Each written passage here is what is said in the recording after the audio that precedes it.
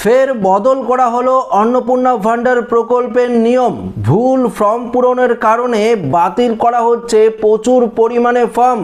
যারা form fill up করে জমা দিয়েছেন ফর্মের মধ্যে প্রচুর পরিমাণে ভুল ধরা পড়ছে এবং তাদের ফর্মগুলো কিন্তু পরিষ্কারভাবে বাতিল করে দেওয়া হচ্ছে। সেই ফর্মগুলোতে কিন্তু ভেরিফিকেশন প্রসেস করা যাচ্ছে না। ইতিমধ্যেই এই নিয়ে একটি গুরুত্বপূর্ণ আপডেট উঠে এসেছে। তো বন্ধুরা, যারা যারা অন্নপূর্ণা ভান্ডার প্রকল্পের ফর্ম আপনারা জমা দিয়েছেন এখনো পর্যন্ত ব্যাংক অ্যাকাউন্টে টাকা ঢোকেনি, তাহলে কি আপনার ফর্মটি রিজেক্ট করে দেওয়া হলো? আপনারা বুঝবেন কি করে? আজকের এই ভিডিওতে আপনাদেরকে এই বিষয়ে একদম বিস্তারিতভাবে জানিয়ে দেব। তো আশা রাখবো ভিডিওটিতে আপনারা প্রত্যেকেই প্রথম থেকেই শেষ পর্যন্ত সঙ্গে থাকবেন। দেখুন বন্ধুরা, একটি বিষয় আপনাদেরকে পরিষ্কারভাবে জানিয়ে দিই। দেখুন, 3 তারিখে প্রচুর মহিলার ব্যাংক অ্যাকাউন্টে অন্নপূর্ণা ভান্ডার প্রকল্পের 3000 টাকা ঢুকেছে, এটা তো আপনারা জানেন। 28 লক্ষেরও ওপরে, ধরুন ওই 29 লক্ষের মতন কিছু মহিলার ব্যাংক অ্যাকাউন্টে অন্নপূর্ণা ভান্ডার প্রকল্পের টাকা ট্রান্সফার করা হয়েছে। কিন্তু দেখুন, অনেকেই 2 তারিখে ফর্ম জমা দিয়েছিলেন, অনেকেই 1 তারিখে ফর্ম জমা দিয়েছিলেন, কিন্তু 3 তারিখে আপনারা এই প্রকল্পের টাকা পাননি, 4 তারিখেও পাননি, 5 তারিখেও পাননি, এমনকি 6 তারিখ হয়ে গেল, তারপরও এই প্রকল্পের টাকা এখনো পর্যন্ত আপনার ব্যাংক অ্যাকাউন্টে ঢোকেনি। তাহলে কি আপনার ফর্মটি রিজেক্ট করে দেওয়া হলো? কেননা ইতিমধ্যেই বিডিও অফিসে, পৌরসভা অফিসে আপনার যে ফর্মগুলো ডেটা এন্ট্রি করা হচ্ছে সেখান থেকে একটি গুরুত্বপূর্ণ আপডেট আমরা পেয়েছি। যেই আপডেটে পরিষ্কারভাবে জানিয়ে দেওয়া হয়েছে ফর্মের মধ্যে বেশ কিছু ইনফরমেশন অনেকেই দিতে ভুল করেছে, যার জেরে এই প্রকল্পের যে অ্যাপ্লিকেশন ভেরিফিকেশন প্রসেস সেটা করা যাচ্ছে না এবং আপনার ফর্মটি রিজেক্ট করে কিন্তু দেওয়া হচ্ছে।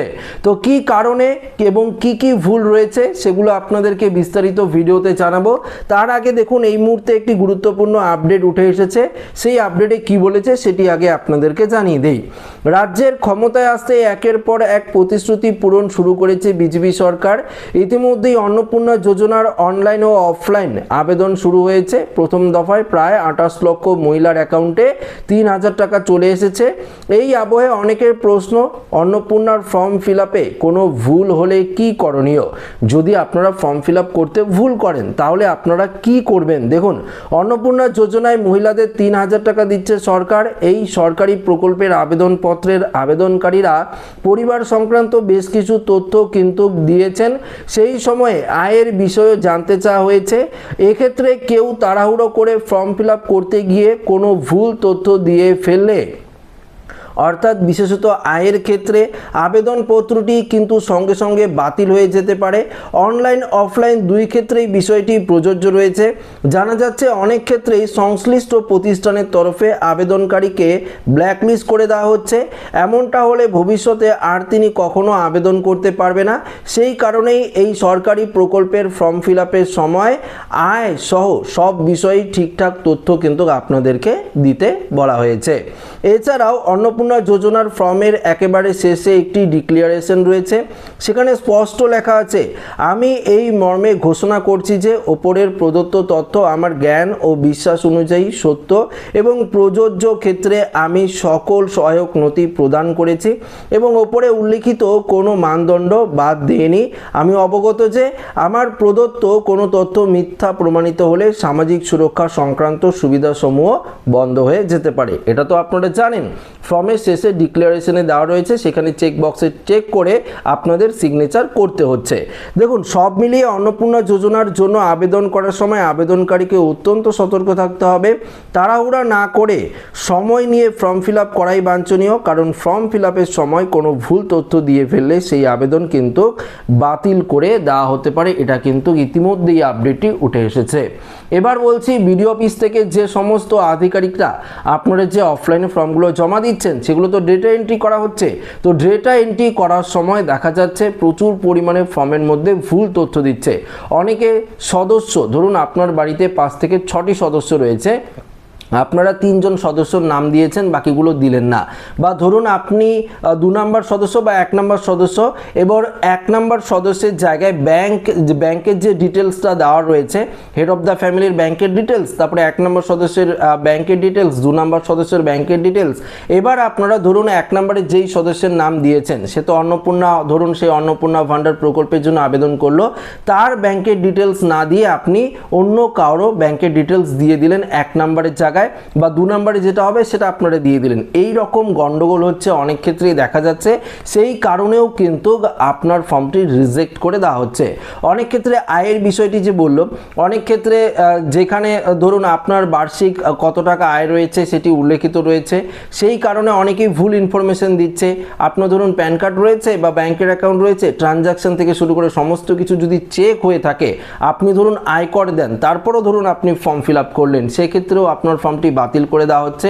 অনেকে দেখুন কি করেছে, এসআর এর নাম বাতিল হয়েছে, অনেকে 6 নম্বর ফর্ম ফিল আপ করে জমা দিয়েছেন নতুন করে ভোটার লিস্টে নাম তোলার জন্য, আপনারা ট্রাইব্যুনালে আবেদন করেননি, সেক্ষেত্রে তারা অন্নপূর্ণা ভান্ডারের জন্য ফর্ম ফিল আপ করছে। কিন্তু দেখুন নিয়মে কি বলেছে, ট্রাইব্যুনালে যদি আপনারা আবেদন করে থাকেন তাহলেই কিন্তু আপনারা এই অন্নপূর্ণা ভান্ডার প্রকল্পের ফর্ম ফিল আপ করতে পারেন, না হলে আপনারা এই প্রকল্পের জন্য একদম বাঞ্ছনীয় হবেন না এবং আপনার অ্যাপ্লিকেশন রিজেক্ট করে দেওয়া হবে। তো এই ধরনের আরও বেশ কিছু ইনফরমেশন ভুল রয়েছে, তাই ফর্মের মধ্যে যে সমস্ত তথ্যগুলো দিতে বলেছে এর মধ্যে যদি আপনারা কোনো একটি তথ্য ভুল করে দিয়ে থাকেন তাহলে কিন্তু আপনার ফর্মটি সরাসরি বাতিল করে দেওয়া হচ্ছে, এমনটাই গুরুত্বপূর্ণ আপডেট কিন্তু উঠে এসেছে।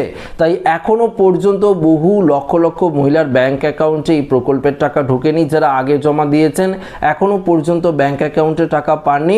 অনেকের হয়তো ভেরিফিকেশন হয়নি, কিন্তু অনেকের ভেরিফিকেশন হয়েছে। কিন্তু দেখুন ভেরিফিকেশন হয়ে যাওয়ার পর যদি আপনার ফর্মটি রিজেক্ট হয়ে যায় সেক্ষেত্রে তো আপনারা এই প্রকল্পের টাকা পাবেন না। আপনাদেরকে পরবর্তী স্টেপে কি করতে হবে, কারণ এখনো পর্যন্ত স্ট্যাটাসের যে চেক করার বিষয়টি সেটি কিন্তু দেওয়া হয়নি। তো আপনারা নিজেদের মোবাইল ফোন নাম্বার বা আধার কার্ড দিয়ে কিভাবে চেক করবেন সেটি কিন্তু এখনো পর্যন্ত বোঝা যাচ্ছে না, তাই আপনাদের অপেক্ষা করতে হবে। দেখুন আপনারা ফর্ম জমা দিয়েছেন 15 দিন, 1 সপ্তাহের উপরে তো আপনাদের অপেক্ষা করতেই হবে, 10 থেকে 15 দিন আপনারা অপেক্ষা করুন, দেখুন এই প্রকল্পের টাকা আপনার ব্যাংক অ্যাকাউন্টে ঢোকে কিনা। যদি না ঢোকে তাহলে অবশ্যই আপনাদের নির্দিষ্ট পৌরসভা অফিস, ব্লক অফিস বা পঞ্চায়েত অফিসের আধিকারিকদের সঙ্গে অবশ্যই আপনারা যোগাযোগ করবেন।